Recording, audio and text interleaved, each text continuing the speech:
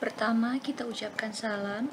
Dengan sopan kita perkenalkan diri dan tanyakan identitas ibu dari nama, umur, alamat, pekerjaan, pendidikan.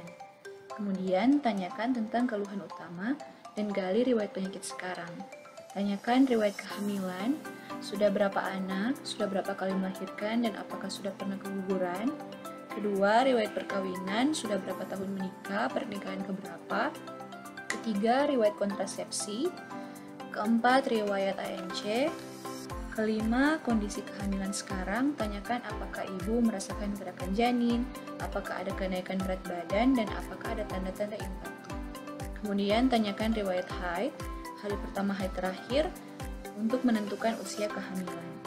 Selanjutnya, kita tanyakan riwayat penyakit ibu dan keluarga, riwayat sudah berobat kemana saja, riwayat persalinan, untuk melihat apakah ada kesulitan persalinan sebelumnya. Kemudian kita tentukan usia kehamilan menurut anamnesis haid terakhir dan buat taksiran persalinan menurut rumus Naegeli. Kemudian kita lakukan pemeriksaan umum dari keadaan umum, berat badan dan tinggi badan, kemudian tanda-tanda vital yaitu tekanan darah, nadi, pernapasan, serta suhu tubuh. Kemudian kita jelaskan bahwa pemeriksaan ini kadang-kadang menimbulkan perasaan khawatir atau tidak enak, tapi ini tidak akan membahayakan bayi yang ada dalam kandungan. Kemudian tanyakan kesediaan ibu untuk diperiksa. Kemudian kita persilakan ibu untuk berbaring terlentang dan kita tutup kain dan paha dengan kain yang telah disediakan. Kemudian kita cuci tangan dengan 6 langkah WHO.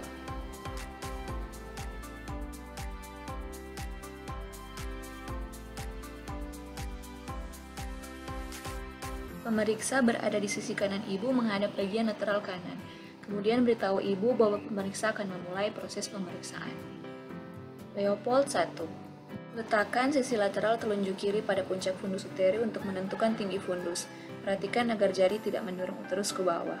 Kemudian, angkat jari telunjuk kiri dan letakkan ujung telapak tangan kiri dan kanan pada fundus uteri dan rasakan bagian bayi yang ada pada bagian tersebut. Jika teraba bagian besar, bulat, keras, dan melenting berarti kepala, sedangkan bagian besar kurang bulat, lunak, dan tidak melenting berarti bokong. Kemudian kita ambil meteran untuk menentukan tinggi fundus uteri. Letakkan alat pengukur meteran di atas simfisis os pubis sampai setinggi fundus uteri. Kemudian kita lihat berapa tinggi fundus uteri menurut sentimeter. Leopold 2. Kita letakkan telapak tangan kiri di dinding lateral kanan dan telapak tangan kanan pada dinding lateral kiri secara sejajar dan ketinggian yang sama. Kemudian kita tekan secara bergantian atau bersamaan. Jika teraba tahanan besar di sisi kiri atau kanan maternal berarti punggung, sedangkan bagian-bagian kecil berarti ekstremitas. Leopold 3. Pemeriksa menghadap kepala ibu. Letakkan telapak tangan pada dinding bawah perut ibu, kemudian tekan secara lembut dan bersamaan, dan rasakan bagian terbawah bayi.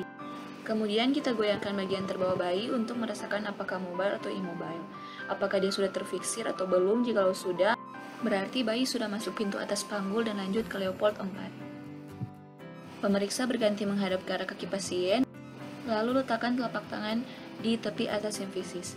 Kemudian kita rapatkan semua jari-jari tangan yang meraba dinding bawah uterus, kemudian perhatikan sudut yang dibentuk oleh jari-jari kiri dan kanan apakah konvergen atau divergen. Kemudian kita nilai dari luar pakai sistem perlimaan, sedangkan dari dalam kita periksa dalam untuk menentukan bidang Hodge. Angkat kedua tangan dari dinding perut ibu, kemudian ambil stetoskop monoaural atau lanek dengan tangan kiri, kemudian tempelkan ujungnya pada dinding perut ibu yang sesuai dengan posisi punggung bayi. Kemudian kita tempelkan telinga kiri pemeriksa dan dengarkan denyut jantung janin.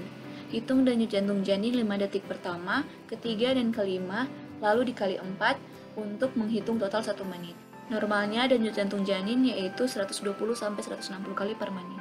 Kemudian kita letakkan semua peralatan yang telah digunakan pada tempat semula, lakukan pemeriksaan tambahan bila diperlukan yaitu laboratorium atau USG. Kemudian beritahu ibu bahwa prosedur pemeriksaan telah selesai, angkat kain penutup dan rapikan kembali pakaian ibu. Persilakan ibu untuk duduk kembali dan catat hasil pemeriksaan pada lembar yang telah tersedia di dalam status pasien. Kemudian kita jelaskan hasil pemeriksaan palpasi dan auskultasi yaitu usia kehamilan, letak janin, posisi janin, presentasi, juga kondisi janin bagaimana. Kemudian kita jelaskan tentang rencana asuhan antenatal berkaitan dengan hasil temuan tersebut. Catat pada buku kontrol ibu hamil dan jelaskan tentang langkah atau asuhan lanjutan serta jadwal pemeriksaan ulangan. Jelaskan ibu untuk melakukan kunjungan ulang walaupun di luar jadwal yang telah ditentukan jikalau ada keluhan. Silakan kembali buku kontrol ibu hamil dan ucapkan salam.